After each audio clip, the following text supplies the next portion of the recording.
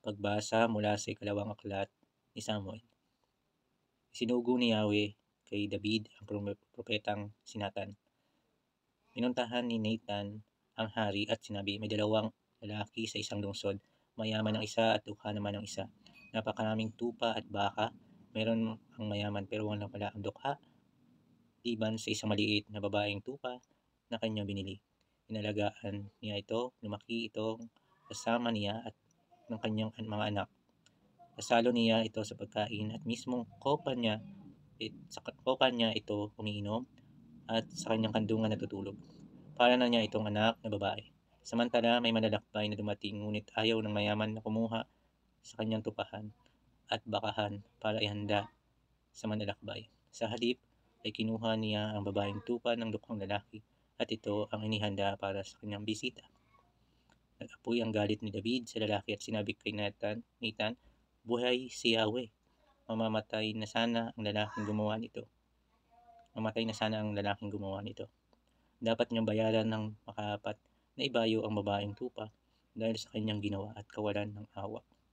Sinabi ni Nathan kay David, ikaw ang lalaki. Ito ang sinasabi ni Yahweh Diyos ng Israel. Pinahiran kitang hari ng Israel at iniligtas kita sa kamay ni Saul. Ang salita ng Diyos. Salamat sa Diyos. Maririnig po natin sa ating pagbasa ang dalawang uri na lalaki, isang dukha, isang mayaman. Yung mayaman ay nagpakasasa sa kayamanan at yung dukha ay kinunan pa niya ng tupa na kinabubuhay nito at minahal ng gusto. Inagawan ni David ng ikabubuhay yung lalaking dukhang dukha. Paano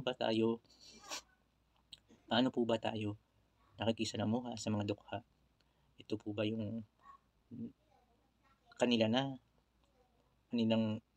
ikakain ay kukunin pa natin tulad ng mga politiko, no? Na sinasamantala ang mga dukha, ang mga mahihirap sa bansa natin. Ninanakawan nila ng serbisyo, ninanakawan nila ng kinakailangan ng mga dukha sa araw-araw. Yung konting sentimo man lang ng mahihirap nating mga kababayan ay kinukunan pa ng mga korap sa ating gobyerno. Kaya tamang-tama ang ating ang salita ng Diyos, ang unang pagbasa na ating napakinggan sa araw na ito. Inihahayag ng Diyos ang pagiging ganid, pagiging sakim ng bawat isa sa atin at inaagawan pa natin ang mga nangangailangan, ang mga dukha, ang mga mahihirap nating kababayan, lalo tigit ang mga nasa kapangyarihan ngayon. Naway ang Panginoon, naway ang Diyos ang magbukas sa puso ng bawat isa na magtulungan upang iahon, upang magbigay ng pagmamahal ng mga kinakailangan ng mga mahihirap nating mga kababayan, mga kapatid natin sa pananampalataya at mga dukha na nakikita natin sa araw-araw. Bilang isang tunay na Kristiyano, tayo ay tinatawagan na buksan ang ating mga puso sa lahat.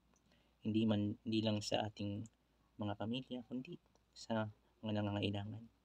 Kaya ngayon, linggo na ito, ang hamon sa atin ay magbigay ng tulong, magbigay ng pag-ibig, pagpapatawad sa mga nangangailangan. Lalo tigit yung mga nasa laylayan na napabayaan na ng ating mga kapatid na mayayaman, na may kaya, at bigyan nawa natin sila ng lakas ng loob na mamuhay pa upang maramdaman nila na may Diyos, tunay ang Diyos sa ating mga buhay. Amen. Darasalin po natin ang Aba Ginoong Maria. Aba Ginoong Maria, napupuno ka ng grasya, ang Panginoon Diyos ay sumasa iyo. Bukod ka pinagpala sa babaeng lahat, pinagpala naman na iyong anak na si Jesus. Santa Maria, Ina ng Diyos, panalangin mo kami makasalanan, ngayon at kung kami mamamatay. Amen. At pagpalain tayo ng makapangyarihan Diyos, Ama, Anak, at ang Espiritu Santo. Amen. Maraming salamat po at isang mapagpalang araw po sa ating lahat.